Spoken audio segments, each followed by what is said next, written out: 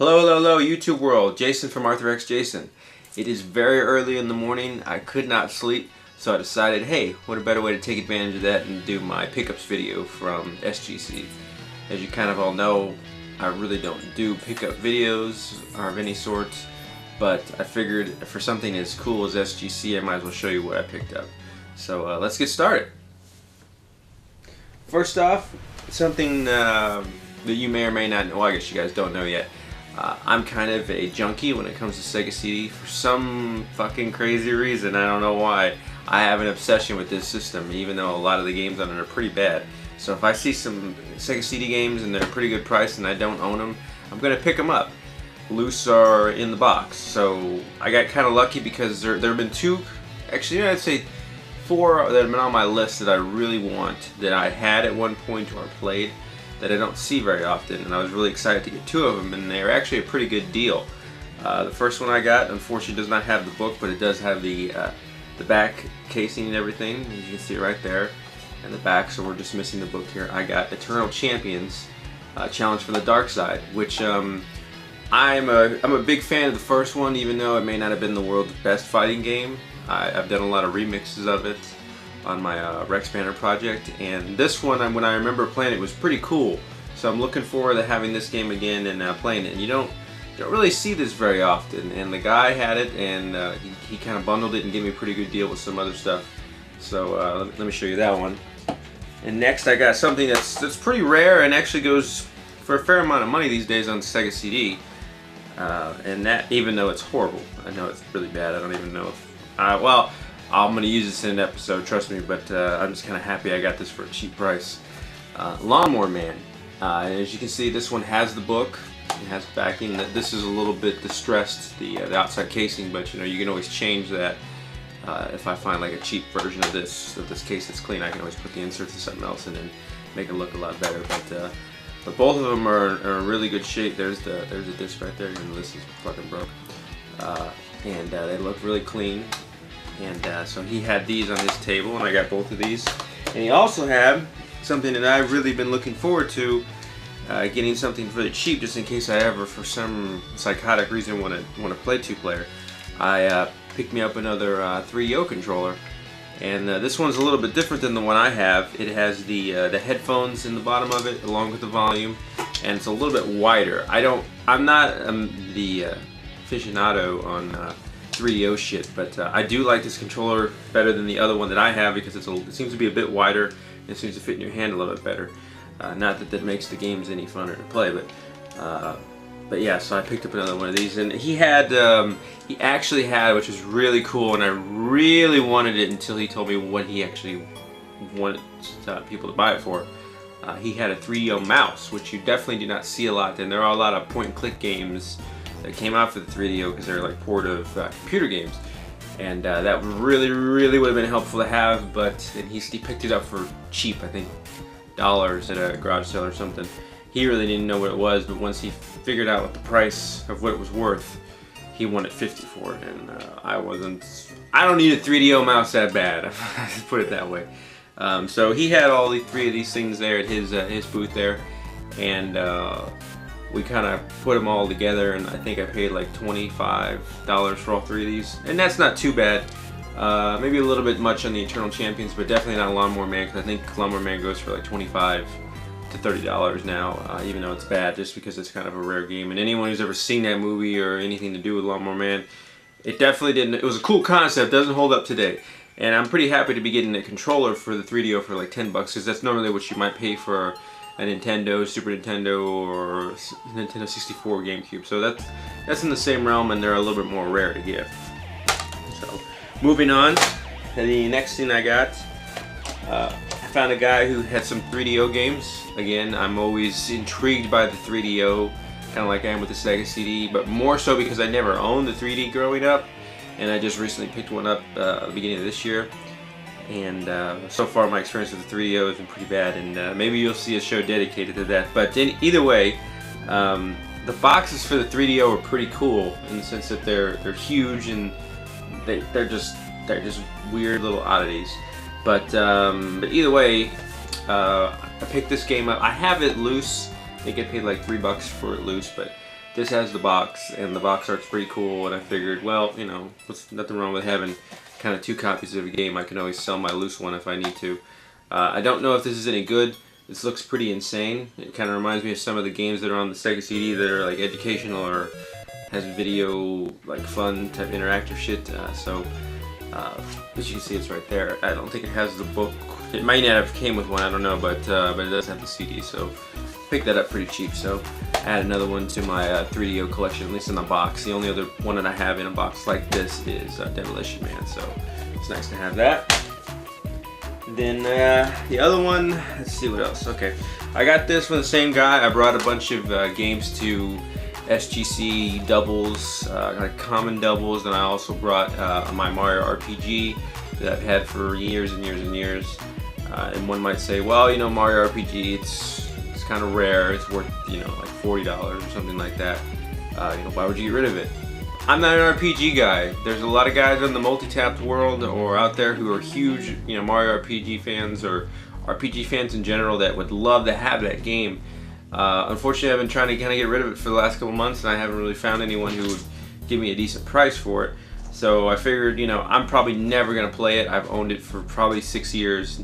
Turned it on maybe once. It's just not my kind of game. It doesn't work for me. So I figured I might as well, you know, see if I could trade it in. Maybe it'll give it to a, you know, give a chance for somebody who really wants it to buy it, give it a good home, and then really enjoy it more than me. Because other than the Nintendo system, I want to have all the Nintendo games. So there's some games that I buy that I may never actually play.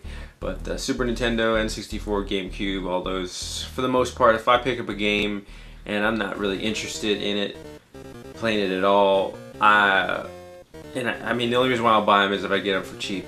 Most time I'm not going to pay a huge amount of money for a game that I don't really like just to have it in a collection. I'm not trying to get a full set of any of those things. So, but of course I won't turn it down if it's real cheap. So, but I just happened to have that game and I thought, hey, I'll trade it in, see if I can get something I really need.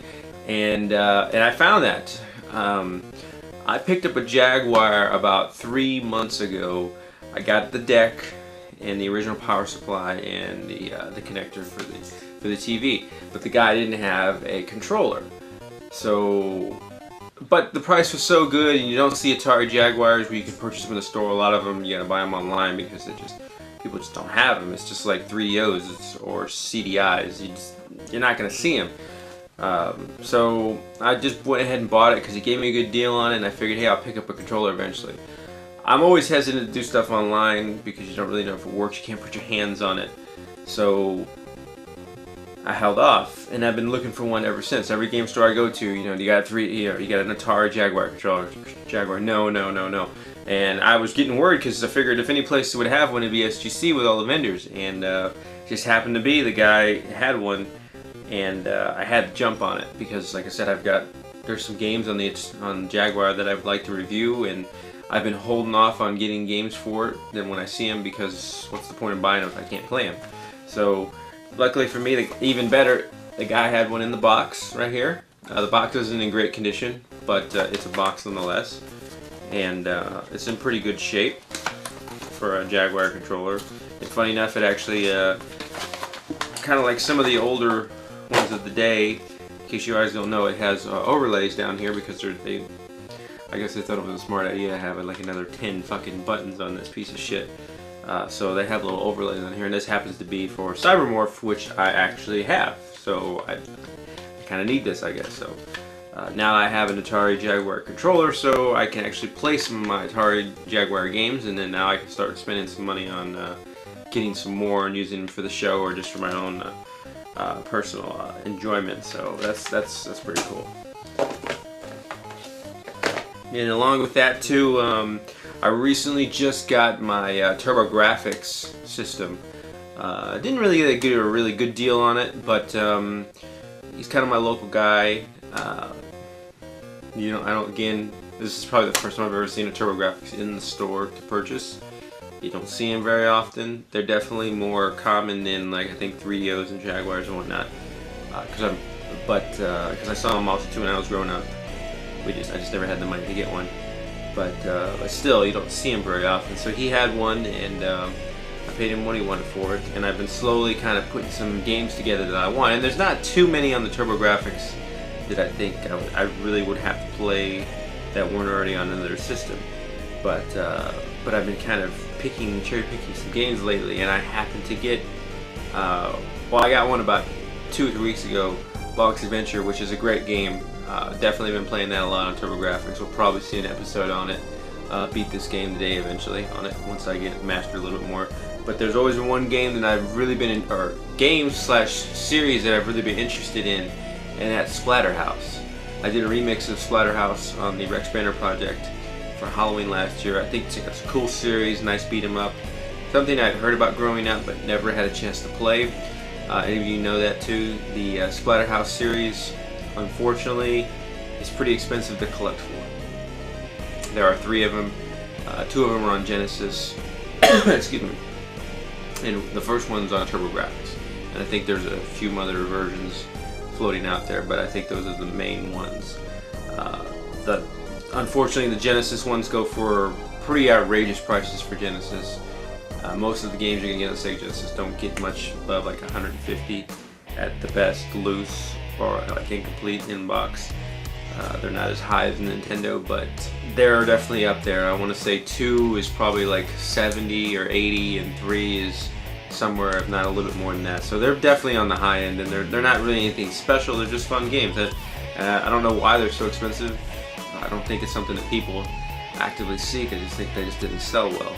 So, but on the other side of that, the first version, I think, that's getting released for Sega or Nintendo or anything like that, and it only was on the TurboGrafx. So I saw this there, and I knew I just had to have it. So I got Splatterhouse on TurboGrafx, and I'm really excited to play this game. I put it in when I got home. It was actually the first game I played when I got back from SGC. It's pretty cool. Another game that I'm looking forward to doing on Beat This Game Today. It seems like it'd be a good, fun, solid game to do. It reminds me a lot of kind of like The Simpsons in that style. It's very arcade-esque. It's got great graphics for the time, great music. It seems really fun, and I'm looking forward, like I said, to mastering it and doing it on the show. So you're definitely going to see that on that, and I'm really excited to get my hands on this. It was a bit pricey to get this game. You don't see it very often, especially on something like TurboGrafx. But like I said, I traded a bunch of stuff in to get that and a Jaguar controller and whatnot, so the price wasn't too bad on it. I didn't come a lot out of pocket for that. And really, I did debate on a lot because I didn't have a lot to spend on games, like one single game like this one was. And it really, what it came down to at the end of the day was there were 2 games that I really was considering spending money on that I knew I either wanted for a collection or wanted to play. One of them being this, and I just wanted to play this game and have it because I think it's great. And the other one being Godzilla on the NES. Now they did have a Godzilla on the NES. The guy was asking a pretty high price, about as high as you can get loose for that game. And after contemplating it for a while, I pretty much decided that other than having Godzilla on the NES in my collection, or Godzilla 2, sorry, I don't know if I said that. I would never play this game. It looks totally fucking horrible. So I thought about it, like, this is stupid. Why would I pay for full price for a game that I'm never gonna play? That's just nuts. So I just scrapped that and got this. So that was a much better buy on that. And oh yeah, and then as I'm recording this video, it is July 15th in the morning, and some of you may or may not know, today is my birthday, and Arthur was with me when we were shopping, and I've been telling Arthur about a couple games that I've always wanted to get that aren't too pricey, one being Turtles Hyperstone Heist, which he was lucky enough to pick up. He found before me and got it for like 35 bucks. I was a little jealous of that. But the other one being Aliens vs. Predator, and I don't know why I don't see this game more often. This is yet another one that I played as a child. And it's it's a port of the arcade game, which they did have the arcade at SGC. I didn't get a chance to play it, but so it's a port over. It's not the world's best port over, but it works, and it plays pretty well. And like I said, I have memories of this as a kid, and I've always wanted to get it. But for some reason or another, I never see I never see this game out there, Aliens vs Predator, very much. It's only like a $10 to $15 game, and it should be more common.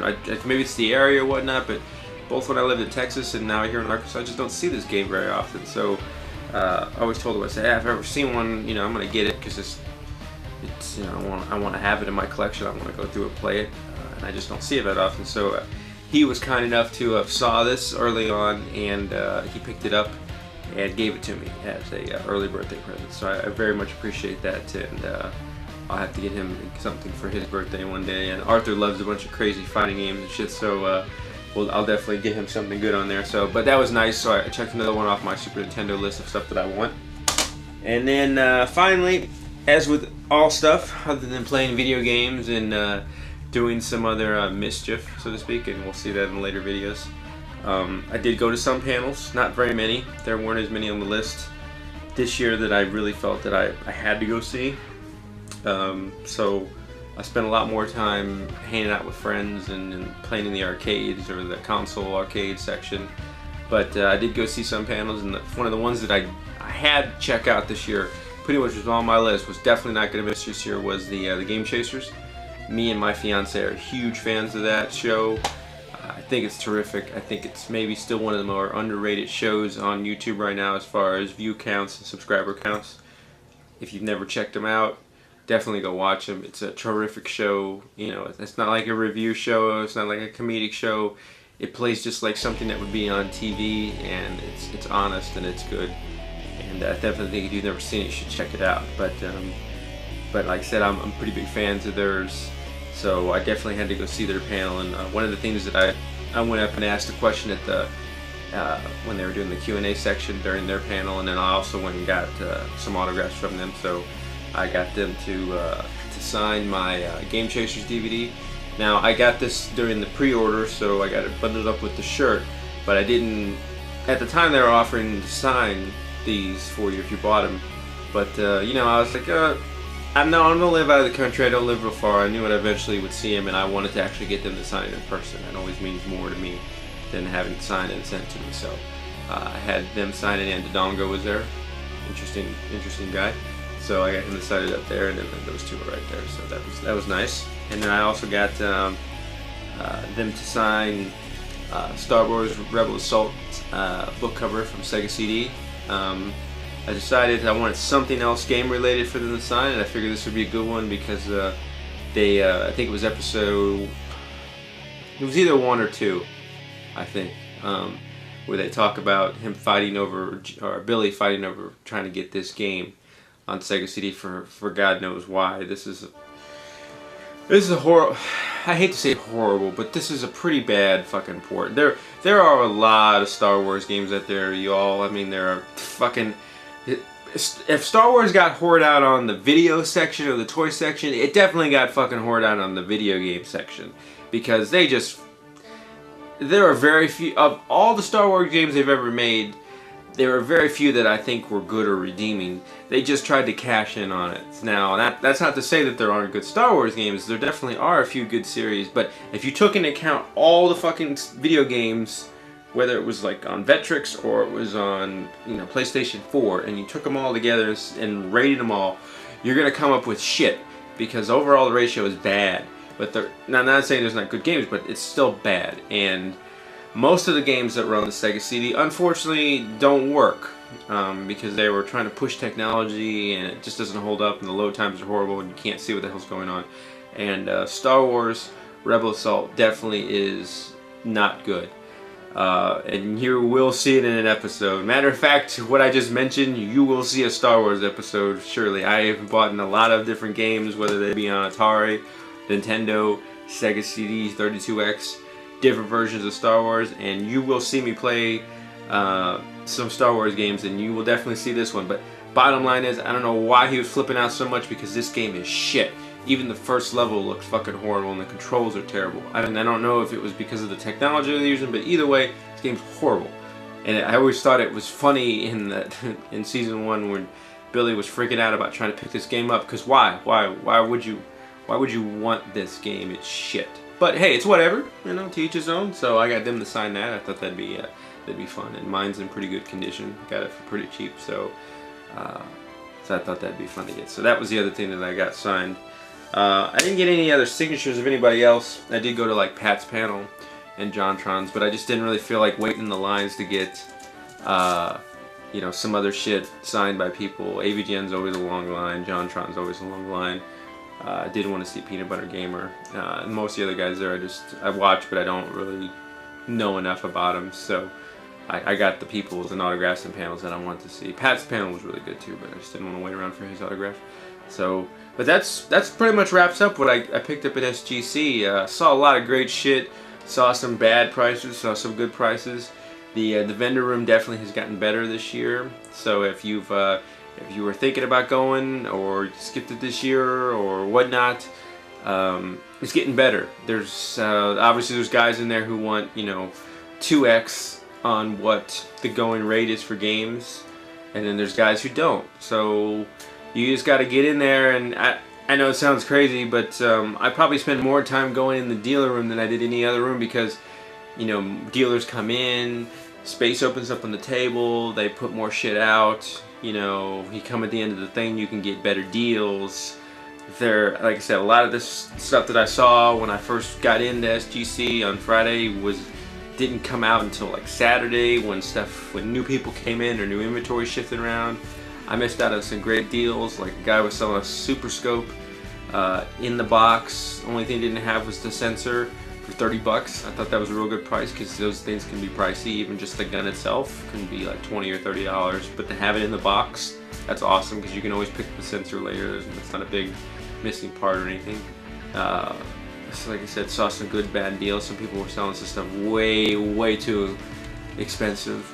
I saw like a Jurassic Park Genesis project over there that wanted 90 bucks. It's a little high. I hate Xbox, but that one's for the Dolly Popker right there. He's looking for that game, so I will find it cheap one day and send it to him so he can review that piece of shit. Saw California Raisins, which I almost picked up, even though, you know, it obviously wasn't released and it's kind of like a repro, but the box was nice and they weren't asking for anything crazy, and I think Mike Tendo has that as well, but it got bought up pretty quick. Saw a pretty good Conker's Bad Fur Day complete in box for 100. Saw some, like I said, other games where they were just asking way too much. I can't think of any offhand. And you see the standard shit, like people wanting a loose copy of Mario Kart 64 for like 50 bucks. What the fuck? It's not worth $50. It's like a $30 game or a $25 game. I mean, it might even not even be that high. $50 loose, you're nuts. Go fuck yourself. But anyways, you know, bottom line is there's a lot of good deals to be had at SGC. It's only getting better, and if you're questioning whether or not you should go, definitely just go for the deals. You know what I mean? Go play in the arcades, go do that stuff, and then check out what they're selling, because, like I said, last year they didn't have as many video games and deals on sale. They had a lot more dealers this year, and it made hunting for the games more fun, because there are people who were willing to make good deals and weren't overcharging, and they just had these great inventories of stuff there to sell. So if you've never been there, definitely check it out. And on that note, I'll probably go ahead and end this video. Now, I did shoot some footage with an unknown young up and rising YouTube star that you may or may not have seen the trailer on our page already, and you'll be seeing that coming out hopefully in the next couple days if I can get the footage all edited together. That was extremely fun. And I'll also be doing another video on just SGC in general. I took my video camera, me and Arthur recorded a lot of footage, and so you're just going to see some different random stuff of the things we did, a little bit of the Game Chasers panel, a little bit of Pat's panel, and just going to mix it all together in a nice little collage and give you the experience of SGC. So it's going to be good shit, so be looking for that in the next couple days, and also the other challenge that I mentioned on my page. And remember, rate, comment, subscribe, and thanks for watching, guys.